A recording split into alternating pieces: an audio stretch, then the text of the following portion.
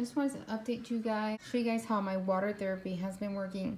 If you guys been watching my videos, you would have seen this one not so long ago. She looked very sad and slumped over, and ever since I put her water therapy, probably 3 days later, she's all perky up, looking really, really good.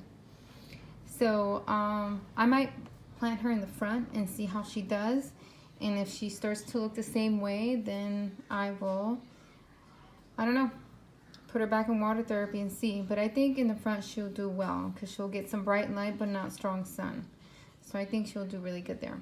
And then these, I might have showed you guys too also in the greenhouse. These were looking really brown.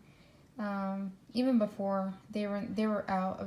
I just recently got the greenhouse, so they went into greenhouse and they were already brown. So I decided to take them out and put them in water therapy and see how they would behave, and they are looking bright and green and really good.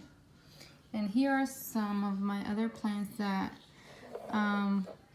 this one didn't have any roots and it was looking sad, and now it has lots of roots and they're looking good in there. See the roots? So for now I'm going to keep this in here until I decide what I want to do with it. But yeah, I just wanted to update you guys on water therapy. It really does work. I use it for a lot of my plants that look sad.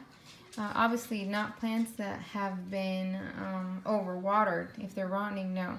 But if they look sad, maybe too much sun, or they're dehydrated, water therapy will perk them really quickly. There's many YouTube videos on water therapy that you can look at. So I just wanted to show you guys and say hi. Anyways, bye guys.